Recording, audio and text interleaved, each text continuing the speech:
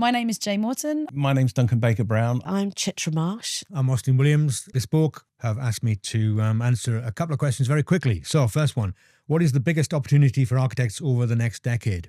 AI, it is an opportunity. It is also a threat. It's coming, whether we like it or not. So I think we need to own it before it owns us. Within the UK, the biggest opportunity is the world of adaptive reuse, to rework the existing built environment, which needs to become climate resilient. We're getting hotter and hotter and our built environment is not up to it. So there's a lot of work to be done there. And I know from experience that we don't have the funding to just put external wall insulation and solar panels on every building. We've got to do it in clever ways, and it needs the imaginative community of architects to come up with thousands of different solutions. So adaptive reuse is a real big opportunity over the next 10 years, and we will need to do it just to survive. I think the opportunity is only going to be made available to architects if they start thinking big, not thinking small. Some of the notions of what a big idea is, I think, are small. Environmentalism is a reductive idea.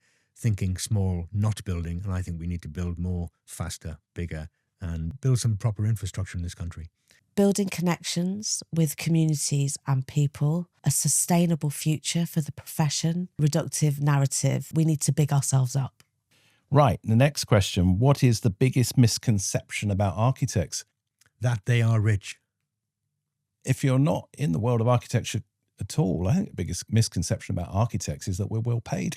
I think that is it. Most people think architects earn a lot of money, and we don't. That we're an elitist profession. We need to be seen as much more approachable and welcoming because we're great people. That we just make things pretty and spend loads of money, when actually what we know is what we do is we can bring value to projects, make projects more joyful, better places to be, but also actually bring more value to our clients.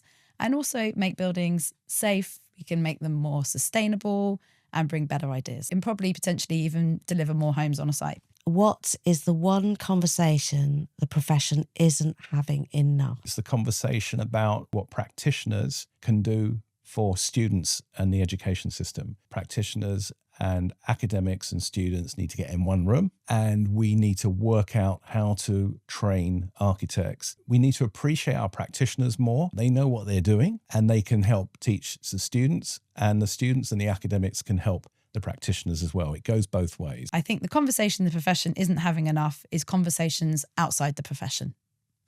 That's what I'm going to say on that one. Everything. I mean, other than sustainability, which seems to infect every bloody article and conversation I've ever seen or read or heard, we're not really talking more broadly about what is needed for the future of our profession. This is a very good starting point to make that real. How we create a sense of community and belonging in the profession. What is the biggest thing holding the profession back right now? This is a bit cheeky, but I think it's us.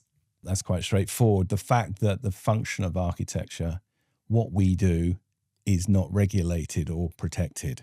Anyone can call themselves an architectural consultant and design a building and submit it for planning, approval, building regulations, the lot. And that is a dangerous thing, but I think that's about to be righted. I think it's two things. One is the economy. There was the whole phrase, stay alive till 2025. I'd say it's also just about exist in 2026, but we need to turn that around. But I think the other thing holding the profession back is sort of ourselves. I think we need to advocate harder for our value, get out beyond the profession so that the public and government understand what we do and what we can bring, so they'll be happy to pay for us. Environmentalism, degrowth, bureaucracy, technocracy. There's a lot of restrictive ideas that are being put on architects, and I think we really need to push back a little bit against some of this stuff and really reclaim some of our agency. What is the one piece of advice that you'd give your younger self entering architecture today? If I can remember that far back, I would tell myself to speak out more. Maybe read more, but definitely speak out more. I would say to myself that I belong.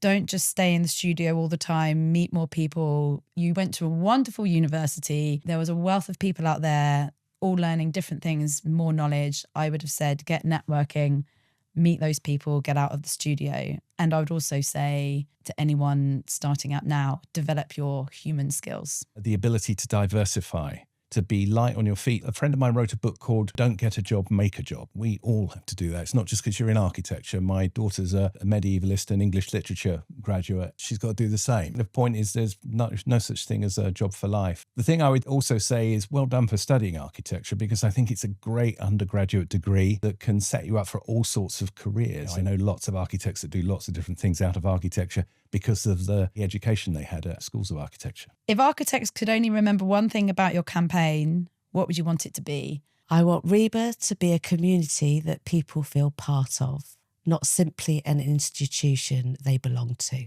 That I want to put architects first. I want the RIBA, which is famous for championing the advancement of architecture. I think it has to be more about its members, the architects. So one thing to remember from my campaign is that I'm championing the membership. I'm putting architects first. I'd want it to be everyone to think that Jay Morton, she gets it. She's going through the same thing as we are, but I think she's going to be the one that's going to get shit done. My name, my web address, voteaustinriba.org, and the idea that we can change the world if only we try. Thank you very much.